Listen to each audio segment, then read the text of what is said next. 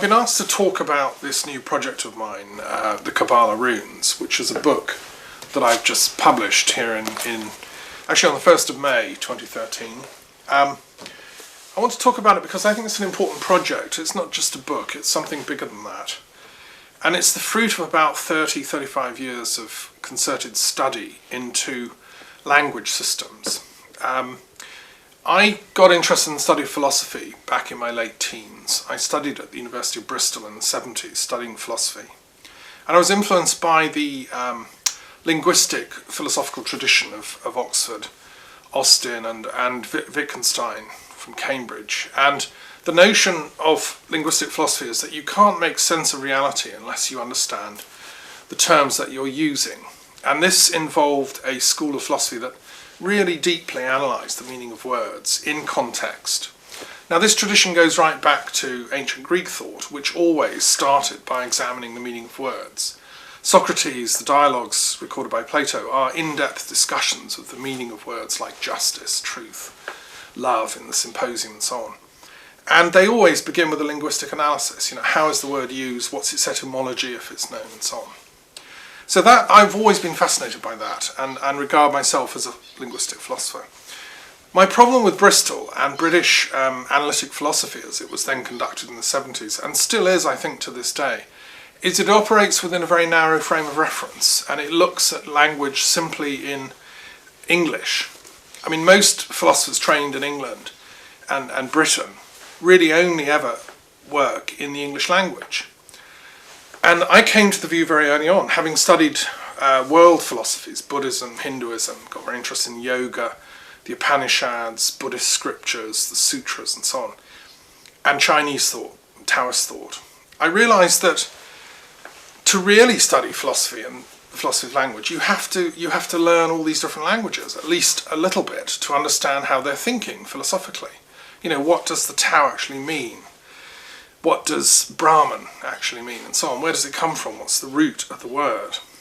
So that, now there was no course I could do in British academia which would enable me to do that, because it straddles between philosophy and religious studies, and intellectual history if you want. So I had to go to Canada independently and study at the University of Calgary for 4 years, really rigorous course of study, which I, did as an independent private scholar. And I spent literally 4 years studying all the sacred scriptures of the world. When I read the Bible, the Quran, all the different Buddhist, Hindu scriptures, obviously not every single one, but the key ones, the Jain scriptures, the ancient pagan scriptures, the Hermetic scriptures and so on. And I also went into the language systems used. So I began there my study of ancient Greek, because I took the view, and I still do, that you cannot understand Greek philosophy, and you can't understand the New Testament unless you read it in Greek, which is the language that was used at that time. And it was in use, common use in the time of Jesus. It's, I think, 100% certain that Jesus was at least trilingual, Aramaic, Hebrew and Greek, probably a smattering of Roman, because he was dealing as a carpenter with Romans. He was always talking to Roman soldiers, although they probably could speak Greek to each other. So, Greek was the language of the early Christians. Many of the disciples, Philip, Andrew, had Greek names. They were Hellenistic Jews from Galilee who were speaking Greek. They used Hebrew for ceremonial ritual purposes, and then they used Aramaic in their homes, when they were chatting to their wives or whatever. So I studied New Testament Greek, and the whole Christian scriptures then are opened up to you if you really look into it. Paul makes sense in Greek, and it was written in Greek. But I also studied Hebrew, because I wanted to really come to grips with the Old Testament, so-called the Torah. All Testaments are Old and New simultaneously. I don't go with this old and new thing. I think every testament is new, as Meister Eckhart would say. It comes from the divine word. So the Torah makes no sense without looking at Hebrew. And when I started to do that, I discovered the tradition of Kabbalistic interpretation, using the Hebrew knowledge, the Hebrew language, the Hebrew letters, of the text of the Torah and the other sacred scriptures of the Ketuvim and the Navim, the Tanakh as it's called, the Hebrew Bible, the Torah, the first 5 books, Ketuvim, the writings, and the Navim, the prophets. And it was like a real revelation to me when I discovered the Kabbalah. Now, I'd never been taught this in religious studies at Brighton College or Brighton Grammar School. Never been taught it at studying philosophy at the University of Bristol. And really, people didn't discuss the Kabbalah.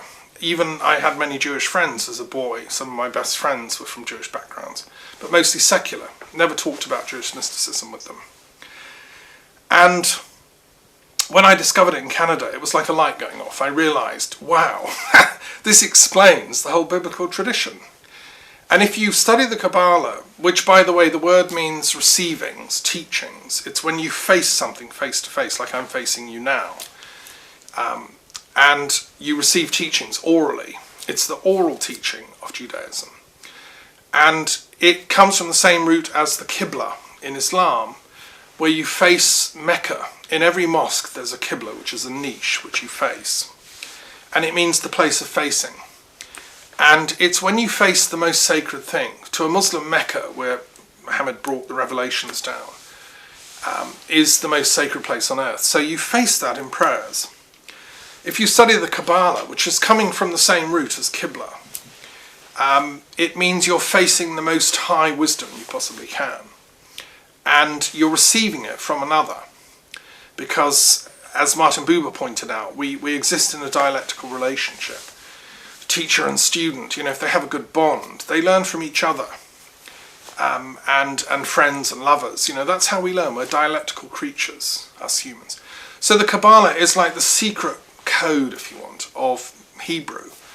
Now, I then discovered, through many years of very detailed study, and I read through the entire Tanakh, I read through the entire scriptures, using commentaries, biblical commentaries and so on, that there is this amazing tradition of rich scholarship in the Kabbalah, right up to the present time. It's not a dead tradition. It still exists within Judaism.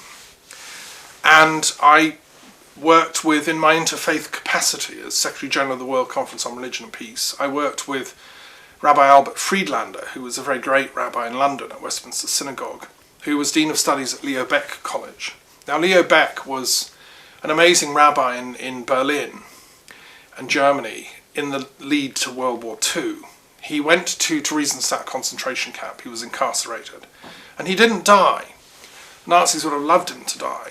He didn't, because he organised seminars on philosophy, discussing Plato and so on, within carts around the camp with other inmates. In other words, he taught. And by keeping themselves alive intellectually and musing on the higher mysteries, they survived the war. He then came to London and he taught, and eventually he founded a college for training advanced rabbis who are reconciling traditional Jewish thought with modern philosophy within the Reformed movement. But I've also spent time at Jews College in Finchley, which is the Orthodox rabbinical training college for rabbis in Britain. So, studied the Kabbalah in great depth and worked with a man called Warren Kenton, who is still, I think, teaching, a very great contemporary practicing Kabbalist who I used to do workshops with. And with many other teachers, I worked with UNESCO on a project to do with medieval Spain and the transmission between esoteric Judaism, Christianity and Islam. It was in medieval Spain that the Zohar was written, which is the greatest Kabbalistic work of the Middle Ages, and apparently goes back orally to very ancient times, at the time of the Roman suppression of Judaism, culminating in the destruction of Jerusalem in 70 AD and the siege of Masada. The belief is that this oral tradition of the Kabbalah then survived. The Romans tried to wipe out Judaism. Anti-Semitism was rife in the Roman Empire. Interestingly, just as anti-Druidism was rife in the Roman Empire, the Romans hated two things in particular. They hated the Jews and they hated the Druids. There is a congruence and there's a similarity and there's a reason for that, as I'll explain in a minute. But they failed to wipe out Judaism because it survived underground orally. And the tradition is that two very great rabbis took refuge in a cave near Safat, and then that oral transmission they received, they discussed their interpretation of the Torah in great detail, what each word, each sentence means. And then that was transmitted orally, and it was transmitted orally from disciple, from teacher to disciple, across literally hundreds of years, until it was finally written down in medieval Spain in the 1200s by Moses de Leon. Now, Gershom Scholem, the great writer, historian of the Kabbalah, explained all this. And you can read his writings on the history of the Kabbalah. He was a friend of Walter Benjamin, a great Jewish savant and intellectual, who died fleeing the Nazis trying to get across into Spain. It's a very sad story, actually. Walter Benjamin, a great intellectual, was fleeing on foot through the high snows of the Pyrenees Mountains with resistance fighters who were taking them out across known routes into Spain. They got halfway up the mountain and it started to snow so badly. They'd been walking for ages. They were freezing. And the upper pass was blocked. And Walter Benjamin, they told him, we have to go back down to the village, which was hours and hours walk away, and then try again another day. And Benjamin basically just refused. He said, no, that's enough. And he lay down in the snow and I think just died of cold. So that's one of the great tragedies, of course, of the Holocaust, and Walter Benjamin's one victim among millions from the Nazis, is the intellectual side of that, which I want to now address, because simultaneously to studying the Kabbalah in great depth for many years and working as an interfaith peace activist, I've also had a lifelong fascination for the runes, which is the Norse, Germanic and Anglo-Saxon alphabet. Now the runes, the word rune means a mystery or a secret, and it's there in the word around. In English we do a song which carries on.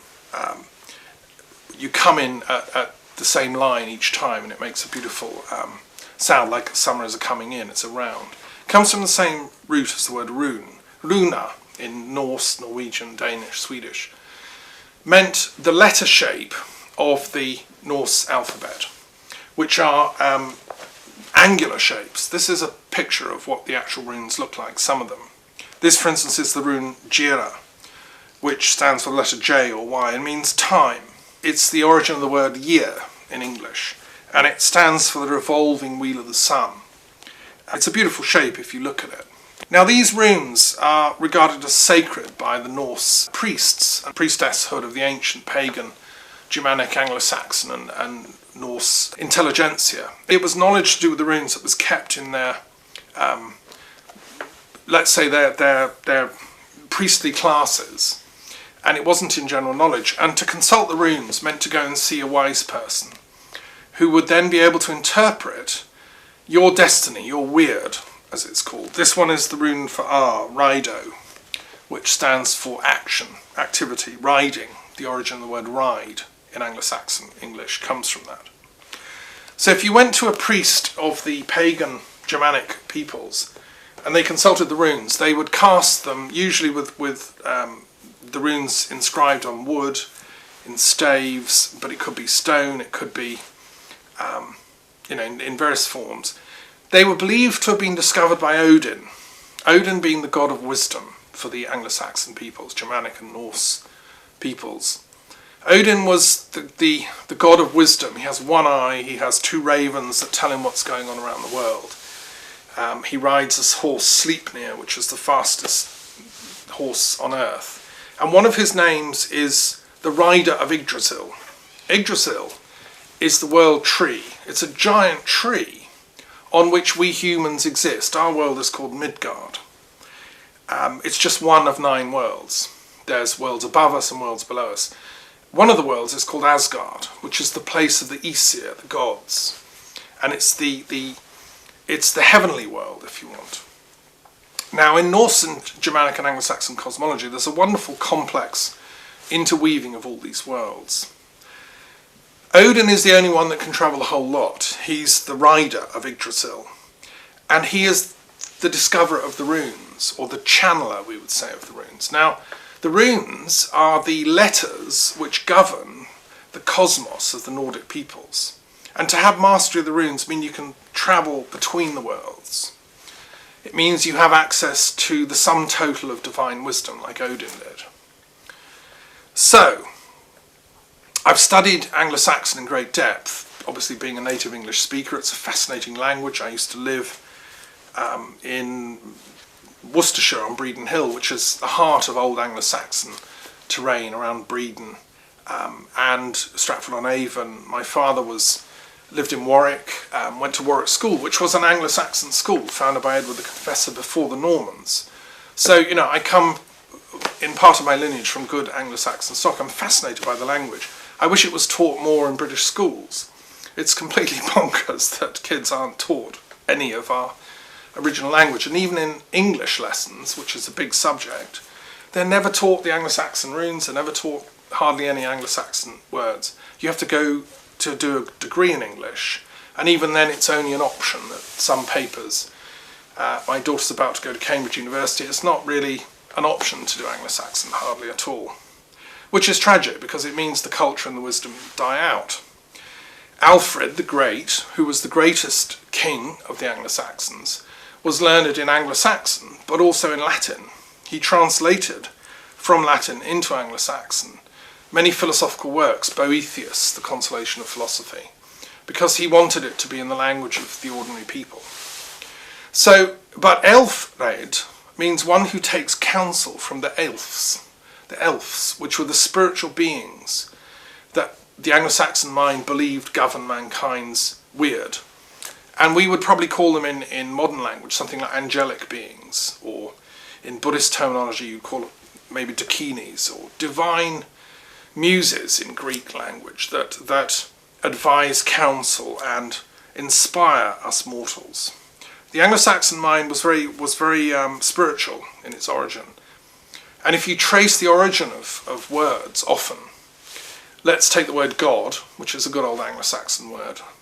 Most people, endless A-level papers I've marked on whether God exists or not, and arguments for and against, without ever discussing what the word actually means. There's no discussion of it.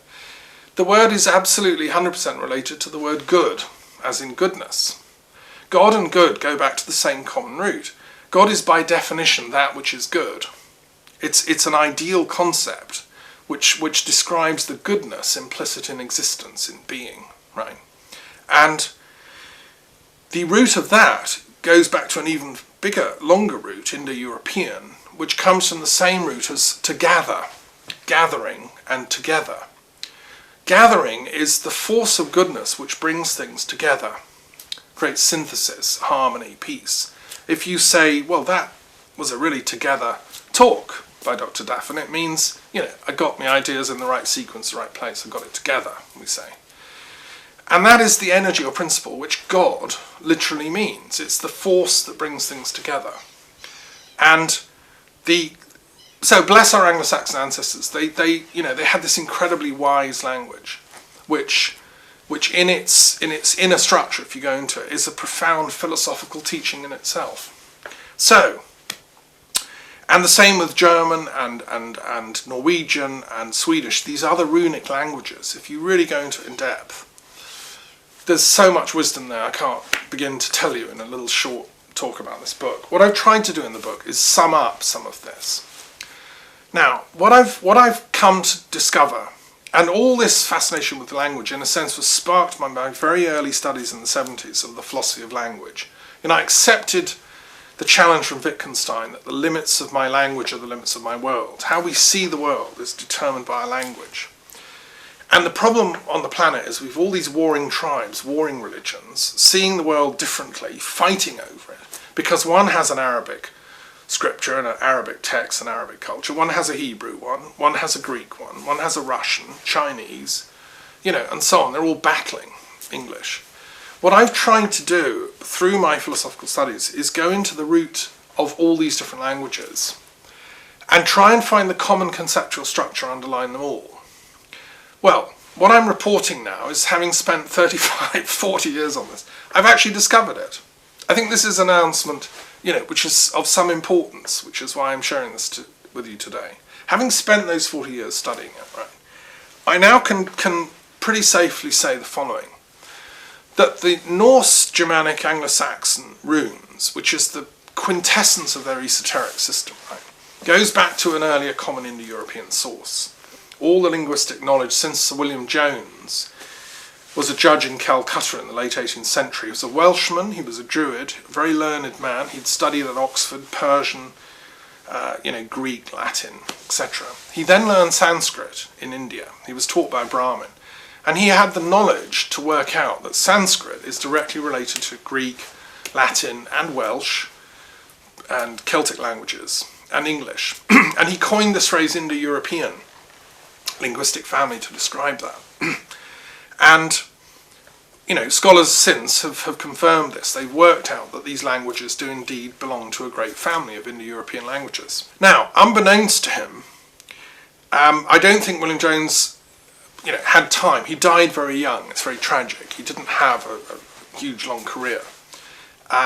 He wrote some great poems about Druidry, by the way, and he invoked the goddess of the Druids to supervise his work. So I invoke her as well, in Wales and now in Scotland. But what scholars have since done is they've also realised there's this other great language family called the Hamito-Semitic family, which includes Hebrew, Ancient Babylonian and Assyrian, Arabic, Ancient Egyptian, which is a very ancient and amazing language, Aramaic, which was the language spoken by Jesus and very ancient, probably the language spoken by Abraham as well. Smaller dialects inside Arabia like Sabaean, which was from the south of Arabia, Ethiopian languages, Amharic and others, and a variety of other languages that are clustered together as Hamito-Semitic. Now, and Phoenician, very importantly, and Canaanite, which was, like Phoenician is coastal Canaanite, and Canaanite is inland Phoenician, if you want. Basically, it's the same language. And Hebrew grew out of that. Hebrew, technically, is a West Semitic language of the Canaanite dialect. Okay, so the Phoenicians and the ancient Hebrews were like cousins. What makes it look as if they're entirely different languages is because they use different alphabets. So the Hebrew alphabet diverged from the Aramaic, from the Phoenician. The ancient Egyptians never really had a proper alphabet. They had hieroglyphs, which was ideographic. It was more complex, not just an alphabet. But if you go into the root meaning of all these different Semitic words, like shalom, traditional greeting in Hebrew, peace be with you, shalom, peace to you. It's exactly the same root as salam, which is the Arabic greeting. Salam. It's the same word, just slightly different pronunciation. And it's exactly the same root as Islam, meaning I'm in a state of peace. I've embraced Islam, means I've surrendered to the great peace of the Most High. And it's a natural state. We should all be, in that state of peace all the time. The argument about Islam in the world is a linguistic mistake. It's not a question of whether... I don't think Muhammad meant to... let me choose my words carefully here. I think it relates to an ontological state of the soul, which is a state of submission and surrender and inner peace. It's not about a religion. Many people today are anti-religious, but they're quite spiritual. That's the real meaning of Islam. It means achieving that state of salam, that state of wholeness. So, the Kabbalah is the vehicle of the wisdom transmission of these ancient Semitic peoples. Into the Kabbalah is poured the wisdom of all the ancient Semitic peoples. This is my discovery that I'm sharing with you. It infused, it came partly from the ancient Babylonian wisdom. Abraham was there. Abraham was a transmitter of the Kabbalah and a vessel for its onward transmission. Also from ancient Egypt, the Egyptian knowledge of language was profound. Their magicians worked with speech, with language. They could manifest through the power of speech. And Ptah, the creator god for Egypt, creates the world through speech. This is how the God of the Bible creates the world. In the beginning, God said, "Let there be light." Moses, through whom those verses are probably transmitted, studied with the priests of Ptah and understood the sacred power of speech. All these wisdom traditions, including the Phoenicians who gave us the alphabet, then, in a sense, inform the essence of what the Kabbalah is. It transcends any one religion. It's not about Islam, Christianity, Judaism, or ancient Semitic paganism. It's anterior to all that. It's the primal force with which the creative spirit behind the universe creates life on this planet. And also in ancient African cultures, in the Rastafarian movement, which transmitted its African wisdom to Jamaica and then, from Ethiopia, the Rastafarians understand this as well. They have their own understanding of the power of Yah or Jah. And they understand that in the inner speech of the language of these ancient traditions is conveyed the onward message from spirit to each generation anew. This is not something just for scholars. This is for the man on the street. This is a wisdom that is streetwise and that can get you through a hard day, right? Okay, it was there also in Christianity. This wisdom, I believe, of the Kabbalah was there in Christ's teachings. Again and again, if you read the Gospels, he speaks from spirit and from a knowledge of the inner power of language. He was somebody well versed in what we can call the Kabbalah. Obviously, he had profound esoteric teachers. Their names haven't really come down to us, but someone of that stature doesn't do that kind of work without having initiatory authorization. And the chances are some of it was in ancient Egypt, because we know his parents had contacts in Egypt. That's where they fled as a family when he was a baby. The word Yeshua, Jesus, was common in use among Hellenistic Jews in Egypt. And his thought world, his teaching, comes from that community. This is what scholarship, I think, can agree. So the Kabbalah underlies that ancient Near Eastern wisdom. And then we have the runic wisdom of the Norse Indo-European peoples. What I can report, and this is what this book is about and why it's so important, really, I'm addressing the entire community of Indo-European scholars and linguists, right? And anyone that works within a magical or esoteric practice connected with that lineage, including the Norse and the pagan and so on, but also the Celtic Druid community, because the other part of this book is the Ogham alphabet, or Ogham as it's pronounced, the ancient script of the Irish Druids and the Celtic seers. Because Druids also had this same knowledge equivalent to the runes, that language is very, very sacred. The tradition is that Phineas Farsaith, who was an elder seer in ancient Scythia, coming through the plain of Shinar, still retained the knowledge of the primal language of all mankind. He had 72 scholars to help him, and they crafted Gaelic as the quintessence of that original language. They then transmitted that through his grandson, Gael, who married Pharaoh's daughter, Scota, and eventually came to live in Ireland and Scotland and Britain. This ancient Irish legend, which was written down in the medieval period and goes orally back to a much earlier source, is a way of talking about the Druid wisdom.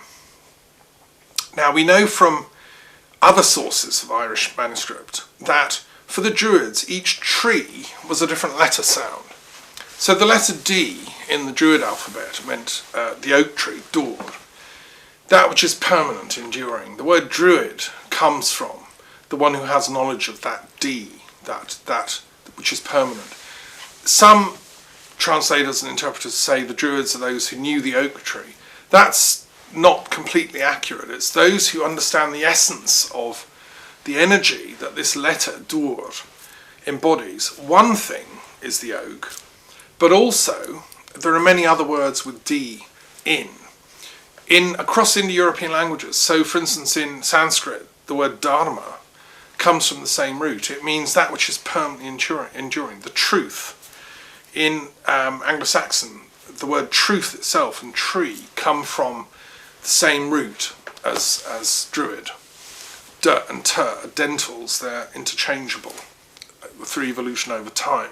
That's just one example. The Druid letters of the alphabet, the tree alphabet, which was explored by Robert Graves, influenced by an archaeologist called McAllister, who dug in Palestine and made some very amazing discoveries, including the Giza calendar, which is the very earliest Hebrew archaeological evidence for the existence of ancient Hebrew. McAllister then became professor of Celtic literature at the University in Dublin, and his ideas were picked up on by Graves. And Graves, being a poet, he he mythologized them, but poets love to mythologize. The scientific stuff is in McAllister's work, and I think it is undeniable to say that this ancient tree alphabet was the teaching vehicle of the ancient Druids of Ireland and the Celtic world. And the Welsh had a similar thing, and the Pictish tribes and the Bretons and so on, and the Gauls. And you find this scattered throughout Celtic parts of Europe. I've just been in Salzburg, which was a Druid stronghold at the time of Hallstatt culture. And they were in contact with the Etruscans, with the Mycenaean Greeks earlier. I think what you have to realise is the Druids also had this wisdom of the alphabet, the equivalent to the Qabbalah, if you want, which I've managed to repiece from these sources, whereby each letter stands for an energy or a principle, if you want, a divine principle that's active, and then occurs in different words that then embody that sound or energy.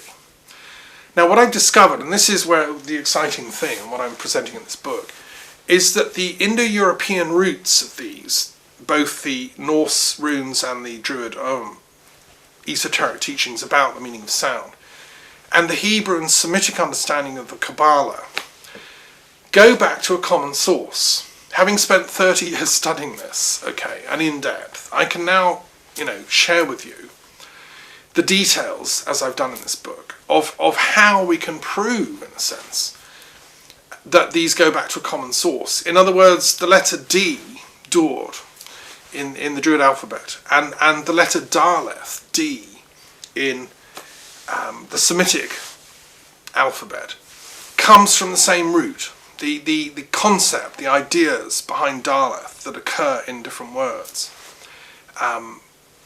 overlap, intermesh so much that you can see they come from a common source with the Druid and the Norse understanding. The Norse rune for D is Dagats, meaning day, which brings everything into clarity. It's the last of the runic letters in the alphabet. It's absolute, revelatory clarity, daylight. It's in the word day. So this is as clear as day, what I'm saying. And that's why Druids, by the way, always work in daylight. We have nothing to hide. We only have wisdom to share and teach. It's there in the word doctor. Okay, that means somebody who can point. It's there in the word digit. You point at something. That's D in action. And interestingly enough, it was there in John Dee, who was the kind of philosopher and magus at the Elizabethan court of the Renaissance period in Britain, who really was onto something similar. In my studies of Dee, I've discovered he had stumbled across this. He was an expert on the Kabbalah. But he didn't have the language and the knowledge to actually piece it together in the way that I've done. Another great thinker, Johannes Boreas, who was advisor to the Swedish king, Gustavus Adolphus, and then to Queen Christina. He actually wrote about the links between the Kabbalah and the runes. And he published some extraordinary works way ahead of their time. But few people outside of Sweden had ever heard of him. Queen Christina was an amazing monarch who gave up her throne to move to Rome and become a seeker of wisdom. She set up a spiritual circle, became a Catholic.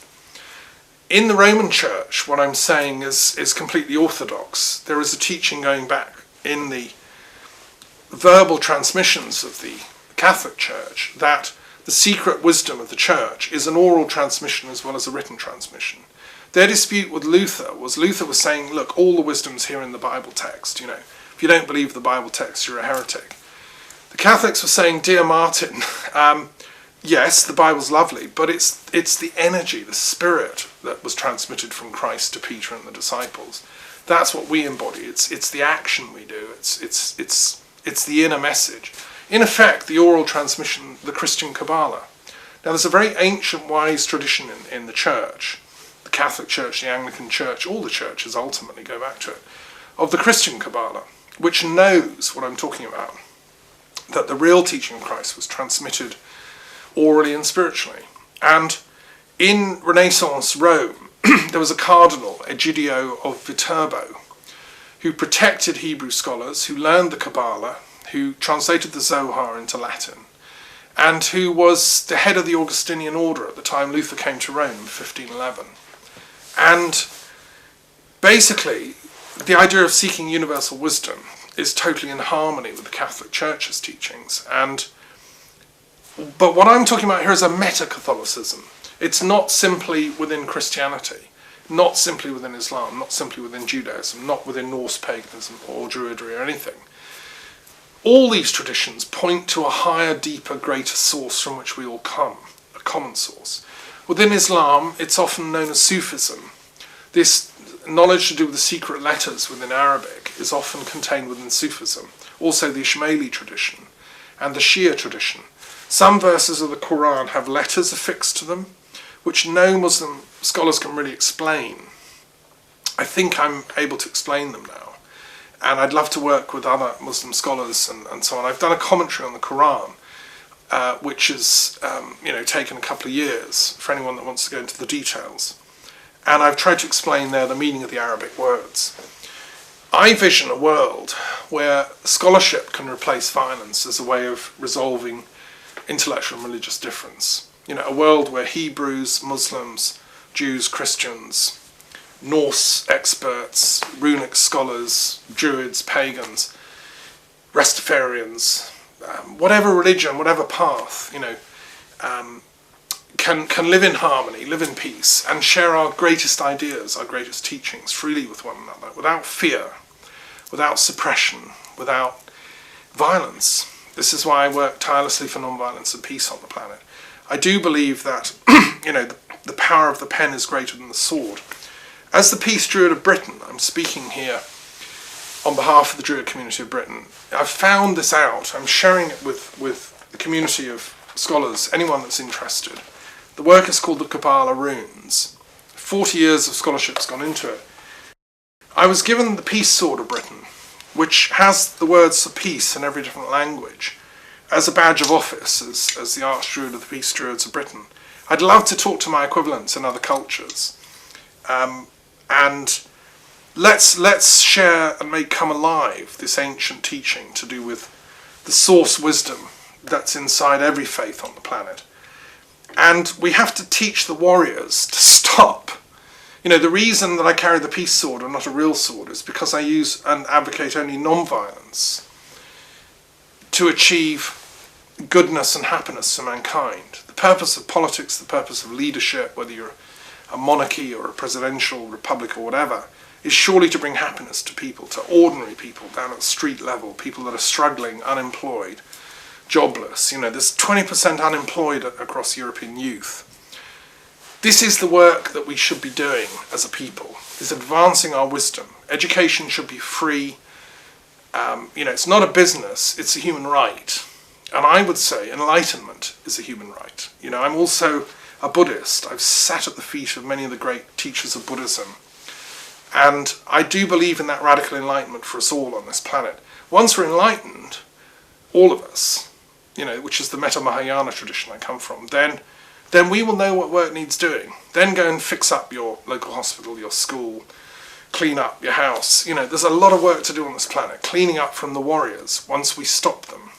And the only way we can stop them is through advanced scholarship of the sort I'm involved in, but also practical mediation work, like in Syria. That's why I proposed a European Union mediation service, and the other projects you'll find out about on my website. I hope that together we can prove that the pen is mightier than the sword, and give these warriors a new job, and give them a hope and an orientation towards peace. Such, I think, is the secret teaching within the Kabbalah and the Runes and the Druid tradition that I've embodied in this work. So, hope you've enjoyed listening. Shalom, salam.